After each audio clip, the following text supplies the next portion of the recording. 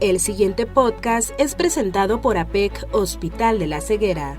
En este episodio conoce la importancia de la donación de trasplante de córnea, el panorama actual en nuestro país, los retos, las oportunidades de vida y la labor que está realizando la Asociación para Evitar la Ceguera en México para darle a los mexicanos la oportunidad de recuperar la visión.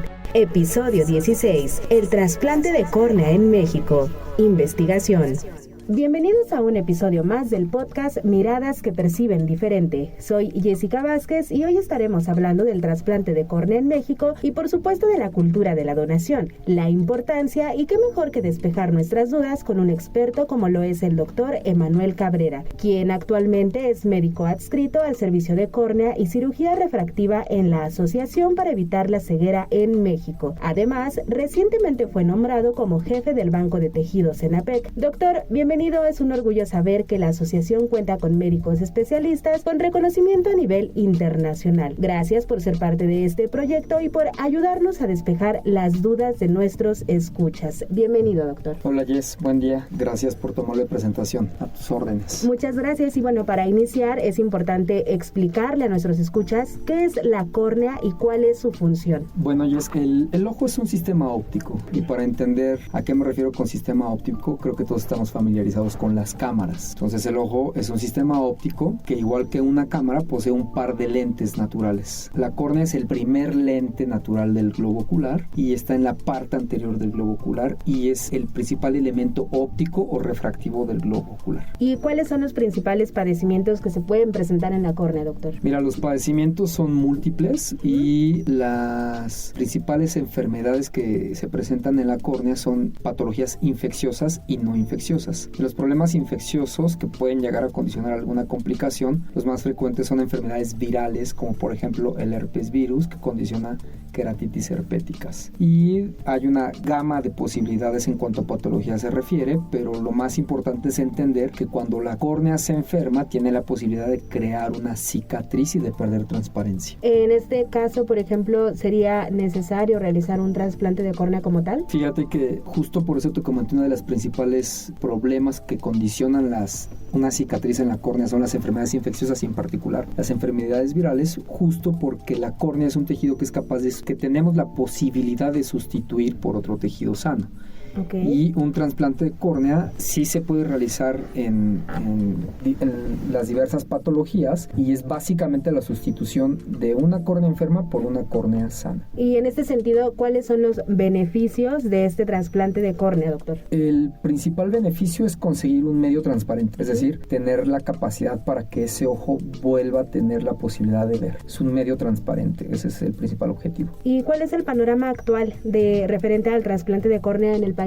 Mira, el panorama actual depende de la estadística nacional del Centro Nacional de Trasplantes. En la población existe un número potencial de receptores, es decir, de que tiene la necesidad de este trasplante de córnea, y hasta el 2023 los registros que existen en el Centro Nacional de Trasplantes hay una lista de espera promedio de 3,400 receptores en espera de tejido corneal. Okay. En específico de córnea estamos hablando. ¿Y cómo se identifica al paciente que sí es candidato? ¿De qué depende? Depende de una exploración oftalmológica completa. Hay que hacer un interrogatorio completo, integral, sobre los antecedentes que tenga el paciente. Hay que hacer una exploración oftalmológica completa, no solamente de la estructura en sí, que estamos hablando de la córnea, sino también hay que descartar que exista otro tipo de lesiones en el ojo que limitarían su posibilidad de ser trasplantados. Cuando el resto de las condiciones del globo ocular se encuentran, son favorables, los pacientes pueden llegar a ser candidatos, pero sí es especificar cada uno de los casos para ver si es candidato o no es candidato al trasplante. ¿La edad es un factor? No, la edad no es un factor estrictamente hablando, sí hay ciertas limitaciones, pero hay que individualizar el caso, tanto me refiero en los extremos de la vida, ¿no? En etapas tempranas de la vida y en la tercera etapa de la vida, ¿no? ¿Cuál es el proceso de conservación de un órgano como la córnea? ¿Cómo llevan este procedimiento para cuidarlo, para que esté en condiciones de que pueda ser donado y, bueno, trasplantado a un paciente? paciente? Fíjate que yo creo que no solamente hay que hablar del tema del proceso de conservación, sino hay que hablar un poquito antes, que es el tema de la procuración. En México es importante saber que la cultura de la donación no es la que nosotros quisiéramos, y sí me gustaría enfatizar que en cuanto al proceso de procuración de la córnea, una vez que el paciente es un potencial donador, es un proceso amable. Normalmente tardamos entre 15 y 30 minutos para poder tomar un tejido del potencial donador y no hay ninguna consecuencia física ni ningún aspecto que pudiera condicionar algún problema para los familiares de los pacientes. Una vez que procuramos el tejido, que normalmente tarda, repito, entre 20 y 30 minutos este proceso, esa córnea, una vez tomada, la depositamos en un medio de transporte. Este medio de transporte es un pequeño frasco que tiene una sustancia especial que tiene diversos nutrientes y antibióticos de amplio espectro para conservar el tejido en buenas condiciones y poder ser trasplantado al receptor. ¿Sabías que, de acuerdo con el Centro Nacional de Trasplantes, la Asociación para Evitar la Ceguera en México es una institución autorizada para la donación y trasplante de órganos? Continuamos. ¿Cuánto tiempo normalmente transcurre entre la procuración o donación del tejido y la colocación en el receptor? Promedio entre 7 y 10 días. ¿Alguna diferencia entre las donaciones que son nacionales y las internacionales? Fíjate que tiene un poco que ver ahí con el tema de la cultura de la donación. Okay. En México aún estamos en pañales. Creo que la difusión de programas como este va a favorecer la cultura de la donación. Sí es importante comentarles que existe un registro. El Centro Nacional de Trasplantes lleva el registro de todas estas donaciones y de los potenciales receptores. Eso hace que se garantice el buen uso y el buen manejo de los tejidos. Y la diferencia radica fundamentalmente en que en México la donación aún es baja en comparación con otros países como Estados Unidos, en donde la cultura de la donación impulsa que los familiares de las personas que ya se encuentran en condiciones de ser donadores, es decir, con al menos un trazo electroencefalográfico de muerte cerebral, ya pueden ser donadores, y eso hace que se impulse esta donación, ¿no? La diferencia principal radica en la cultura de la donación. ¿Qué le hace falta a México para que sigamos impulsando esta cultura de la donación? Creo que difusión, educación, familiarizarnos con el tema de que existe un número importante de receptores, no solamente en espera de córnea, sino de otros muchos tejidos, y que saber que existe una normatividad y instituciones que vigilan y que cuidan que una vez que se procuran los tejidos tengan un buen uso y manejo. Doctor, ¿cuáles son los requisitos para ser donante en nuestro país? ¿Con quién debemos dirigirnos? Los requisitos desde un punto de vista legal son la autorización de los familiares del paciente finado. Entonces, una vez que nosotros ya garantizamos que el paciente se encuentra con muerte encefálica, podemos ser donadores, y es la autorización de los familiares que firmen la autorización de que eres donador. Ok, y en ese sentido, desde su punto de vista, ¿qué retos y perspectivas vienen con esto que es el futuro de la donación? ¿Qué esperaría usted que cambiara de aquí a unos años en el país? Creo que tiene mucho que ver con los programas de educación y de cultura respecto a la donación.